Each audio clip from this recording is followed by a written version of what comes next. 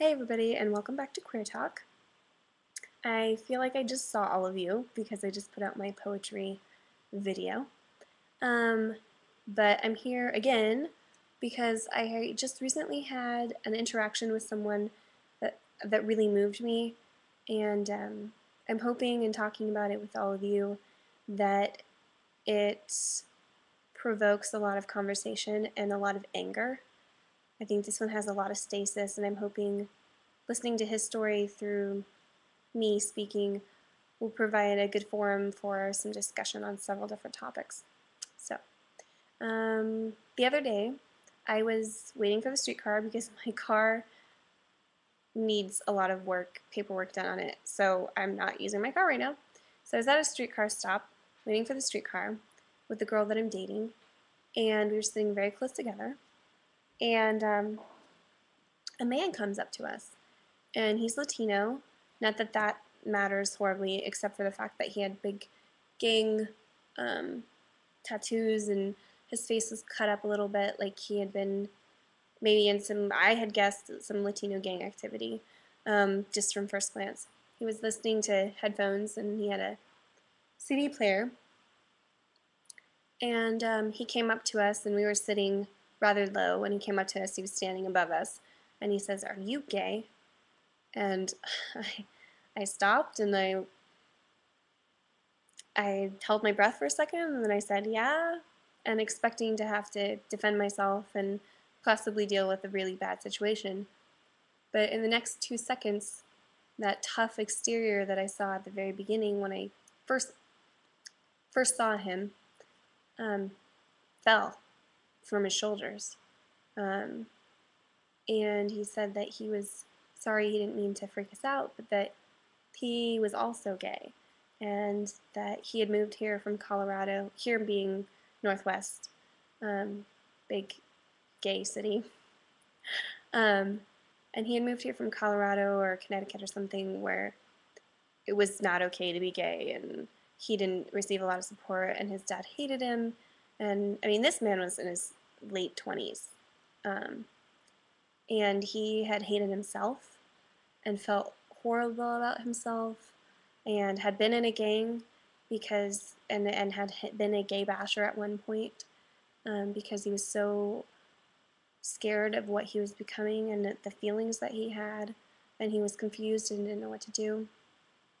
I'm not exactly sure how he ended up out here, but once he came out here, he lives outside the city in a suburb. Um, once he came to the city, he realized it was more okay to be out. He has a boyfriend, and his boyfriend's name is tattooed across his arm. But the thing that struck me about this man, who by this time in our conversation we're on the streetcar now and moving into downtown, the thing that struck me about him and the part of our conversation that hit me the most was how lonely he was.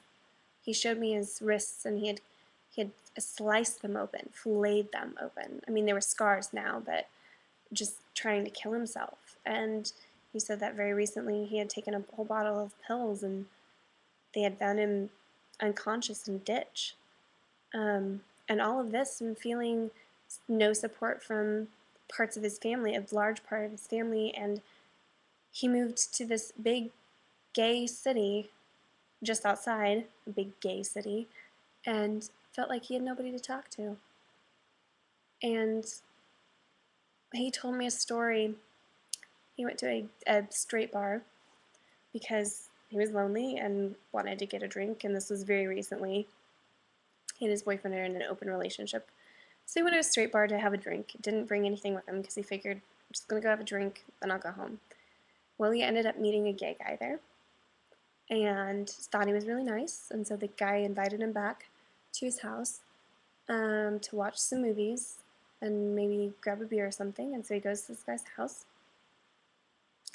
They have a couple beers, they start to watch a movie, get comfortable, and Mike is the name of the guy that I talked to. Mike said he was very trashed at that point, but he looked at the guy and said, "You know, I didn't bring any protection with me, and I'm not going to have sex with you unless you have some." And he showed me the inside of his arm where this man had grabbed him and twisted his arm behind his back and had tried to pry his legs open to rape him. Now, this man that I'm facing on the bus, Mike, is 250 pounds, maybe, my guess. Very stocky individual. But the sweetest man, I mean, you just look into his eyes and you see loneliness and sweetness and sincerity. And he was almost raped very recently. And I've taken part in Take Back the Night and all these domestic violence and sex assault, and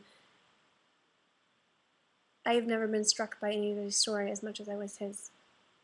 Because being a woman and having dealt with those kinds of issues, you just don't think it happens to men or to gay men.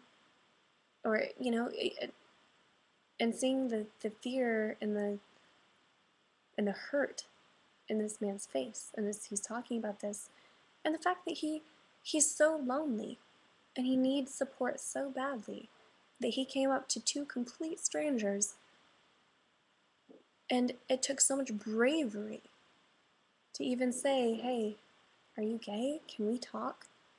Because I'm so lonely and I'm so lost and I'm so hurt that it's survival at this point. Survival is finding someone to talk to so I don't lose my mind, so I don't feel so lonely. You know, this happened like 3 or 4 days ago now, and I still don't have coherent thoughts about it. I don't have put together, well, I feel this about this thing, and I feel this about this topic, and he brought up a really good point, or, you know, this says this about our society, and I don't have anything to say like that. I want to leave that up to you all. I want you to come forward, watch this video over and over again if you need to, listen to his story over and over again, and come up with coherent thoughts. Because the story that he told and how we met and the circumstances of this interaction say so much. So much about our society, about the gay community, about sexual assault, about what it is to be a man, what it is to be a gay man. I don't know, I was frightened when I first saw him, honestly. And by the end, when I gave him my email and said, email me anytime, day or night, I will respond to you, no problem. If you need to vent, if you need to talk to somebody, if you need advice, please email me. Because I've never been touched by somebody in our community the way I was touched by him. So, ending on that note, I really, really want any of my subscribers, people who come by randomly and see my site, please, please, please text comment, video comment, have a conversation about this, because I think that giving a voice to this man, to every man and every woman out there who's in that type of situation, is powerful, and I think it's needed, and I think we need to do something about it. So anyway, leave your comments. If you want to send me certain messages and I'll post something so that you can be anonymous or whatever, just give us a voice, give this man a voice, and discuss. So anyway, that's all I have to say, and until next time, stay safe, stay healthy, and we'll see you again here on Queer Talk.